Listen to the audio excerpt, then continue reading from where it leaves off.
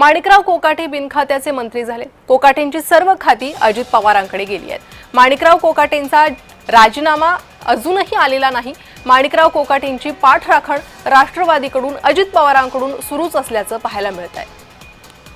तर माणिकराव कोकाटे आता बिनखात्याचे मंत्री आहेत, त्यांच्याकडून त्यांचे खाते काढून घेण्यात आलेली आहे आणि ही सर्व खाती आता अजित पवार हे सांभाळणार आहे।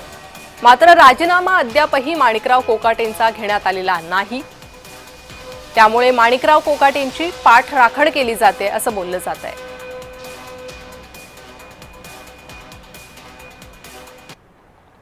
तर याबाबत राजकीय पक्षांनी जय महाराष्ट्रकडे प्रतिक्रिया दिली आहे, ऐकूयात। टप्प्याटप्प्यानं या ठिकाणी गोष्टी होतील, कारण आता त्यांचं खाती काढलेली आहे।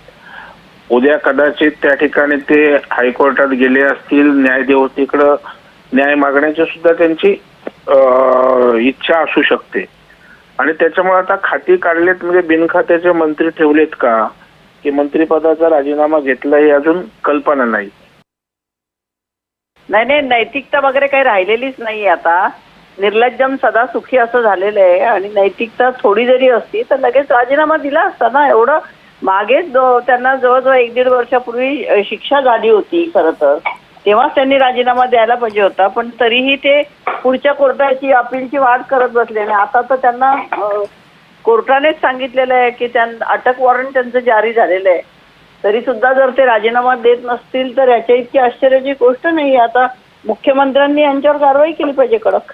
त्यांना इथे बाजार ठेवण्याचा आणि राहण्याचा अधिकारच नसताना सुद्धा ते कसे काय राहिलेले आहेत तेच मला आश्चर्य वाटते। मग आमचे मुख्यमंत्री उपमुख्यमंत्री आमचे अजितदादा काय करतायत?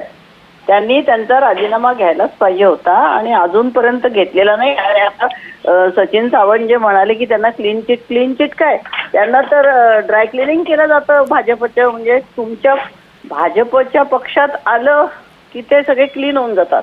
परंतु आता म्हणजे कोर्टाने दिल्यानंतर यांची पंचायत झाली आहे सगळी आणि कोर्टाने सरळ त्यांना अटक वॉरंट जारी केल्यानंतर कोकाटेंनी राजीनामा देणं आवश्यक होतं। याच्यामध्ये स्पष्टपणे काही कन्व्हिक्शन तर झालेलं आहे आणि कन्व्हिक्शन झालेलं असल्यामुळे ते आता सत्ताधारी पक्षामध्ये असल्यामुळे त्यांच्यावर कुठलीही कारवाई करत नाही। ती राजकीय नैतिकता कुठे ठेवलेली आहे। तिथं सुनील केदारांचं पण तसंच होतं ना, त्यांची कॉपी मिळाली नव्हती। मग तेव्हा तुम्ही कशी ऍक्शन घेतली होती चटकीने? त्यांना त्यांची आमदारकी रद्द केली होती तुम्ही। ती या गोष्टी ज्या आहे या स्पष्टपणे महाराष्ट्राच्या जनतेसमोर येत आहेत की सत्ताधारी पक्षातला असला की त्याला शिल्ड करायचं, त्याला वेळ द्यायचा आणि विरोधी पक्षातला असला की त्याला 2 मिनिटाचा वेळ द्यायचा नाही। संध्याकाळपर्यंत कोर्टाची कॉपी, ह्याच्या पहिले विधानसभेची कॉपी आली होती, अध्यक्षांचा निर्णय आला होता। तर हे एक वेगळं, राहुल गांधींना वेगळा न्याय, सुनील केदारांना वेगळा न्याय आणि कोकाटेंना वेगळा न्याय हे दिसतंय। आता हे कॉपी आली नाही, हे नाही आलं, ते नाही, सगळं ते कारण आहे। आता ते यांचीच कॉपी आली नाही, बाकीच्यांची आली होती असं काही नाही आहे।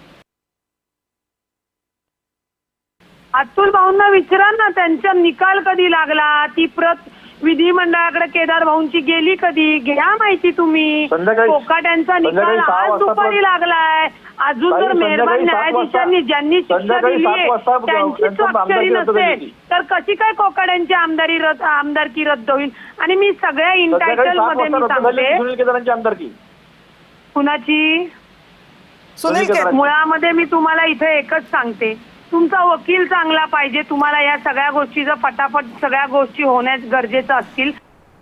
तर माणिकराव कोकाटे यांच्याकडून खाती काढून घेतल्यानंतर आमदार रोहित पवार यांनी एक पोस्टवरून टीका केली आहे, ते काय म्हणाले पाहूयात।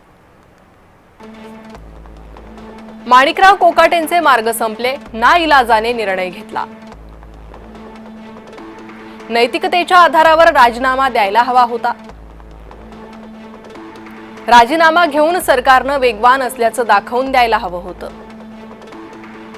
किमान कायद्याचा सन्मान राखला गेला असता।